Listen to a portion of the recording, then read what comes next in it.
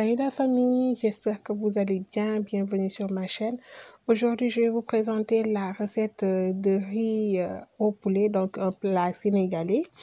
Donc qu'on va faire ensemble. Salam mbokk yi, nuyu naa leen, j'espère yéen a ngi ci jàmm. Tey nag ñu ñëw defar benn ceebu ginaar bu oyof rek, waaw bu gaaw saf te neex comme d'habitude. Voilà, donc pour la première partie, j'aurai besoin de ces ingrédients. Donc je mettrai tous les ingrédients dans la barre de description. Donc là, mon poulet à l'avance a été déjà lavé et bien mariné. Vous pouvez donc le mélanger avec de la viande de mouton ou bien du beurre, comme vous voulez, ou bien vous le laissez comme ça. Donc, dans une marmite, on va venir y mettre de l'huile quand celle-ci est chaude. On va venir y mettre nos morceaux de poulet. Donc, jëlal sa ginaar rek nga mariner ko comme d'habitude. Voilà, yéen a ma gën a xam ni ñuy defee pour marinade ginaar ci samay vidéo yu précédentes yi. Léegi nga jël sa cin teg sa diwlin su tàngee nga ñëw saaf ginaar gi. Donc, on le laisse là-bas jusqu'à ce que tous les côtés soient bien dorés. Donc, ces condiments que je vous ai montrés, c'est pour après donc les mettre dans le riz.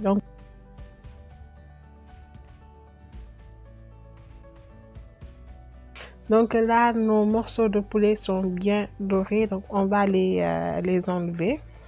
Donc c'est un plat qui est très facile à faire et qui est très succulent aussi, surtout quand vous avez des invités. Voilà, donc quand tout est bon, on va prendre donc de l'assaisonnement, donc une partie de l'assaisonnement qu'on va venir mettre dans l'huile afin que après donc nous ayons l'option dorée. Donc ñëw jëlal tuuti ci nokkos bi après nga ñëw rosi ko ñu bàyyi ko fa nag ba mu doore.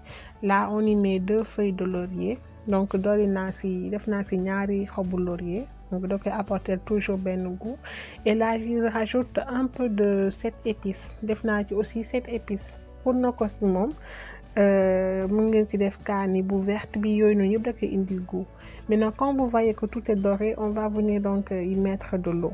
Léegi ñu ñëw ñu lukk bu ñu paree nag daal di ci diigal suñu morceaux yi nank. Donc là on va y mettre les morceaux de poulet et on y met aussi un peu de sel. Donc là, on ne le ferme pas complètement. Pendant que nos poulets cuisent tranquillement, là, on va venir faire une petite sauce. Donc dans une poêle, vous y mettez un peu d'huile. On va faire revenir nos oignons. Là, j'ai rajouté un peu d'assaisonnement. Donc, nous avons fait une sauce soble. Tegal sa poêle, teg sa diwlin ñëw aussi ci soble bi, def naa ci tuuti nokkos. Et là donc on vient y mettre les épices. Donc prenez les épices que vous voulez. J'ai pris du paprika, curcuma, du 7 épices et un peu de thym. Vous pouvez aussi ajouter de la sauce soja si vous voulez. Donc mën nga ci dolli aussi sauce soja bu leen neexee. Là on y met un peu de vinaigre, un peu de sel et un peu de moutarde. Def naa ci xorom, def ci vinaigre, def ci moutarde. Donc il faut toujours vérifier afin donc de rectifier au fur et à mesure. Là donc j'avais découpé des saucisses poulet à l'avance et là donc c'est des carottes et n'avais coupé en lamelles et quelques olives dénoyautées. Donc pour plus de goût, def naa ci saucisse de poulet bu ñu daggat bi. Donc baxaloon naa aussi sama carotte ak tuuti navet. Def naa ci aussi olive. Vous pouvez rajouter ce que vous voulez comme des petits pois, des cornichons, des oignons blancs. Donc c'est comme vous voulez. Là donc on va venir faire cuire notre riz à la vapeur. Donc ñëw naa tey naa.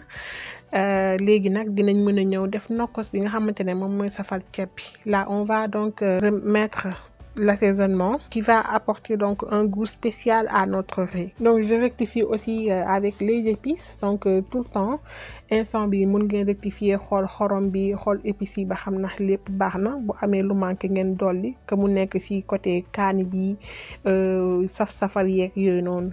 Ku ci nekk moom mooy xool daal nu muy toggee këram ba goût bi génn.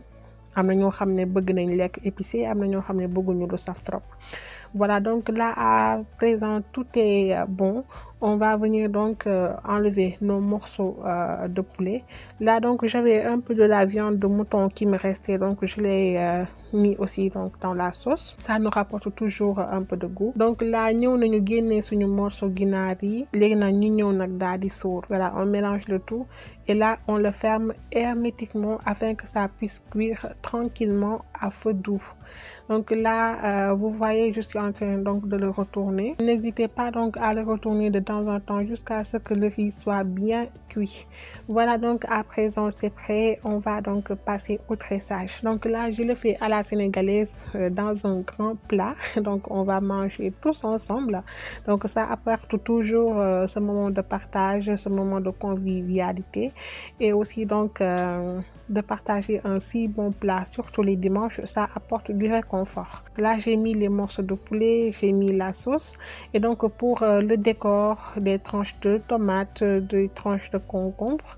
Là, j'ai mis un peu d'oignon cru et des tranches d'œufs.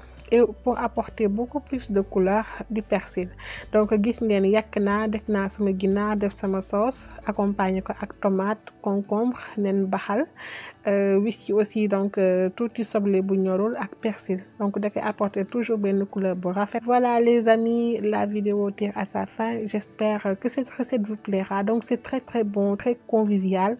Une recette que vous pouvez donc reprendre. Voilà mbokk yi, donc tey recette bi laa leen indiloon muy ceebu ginaar. Donc Sénégal moom defe naa ne ñëpp xam nañu recette bi mu nekk recette boo xam ne neex na trop, gaaw na aussi te ñëpp bëgg nañ ko.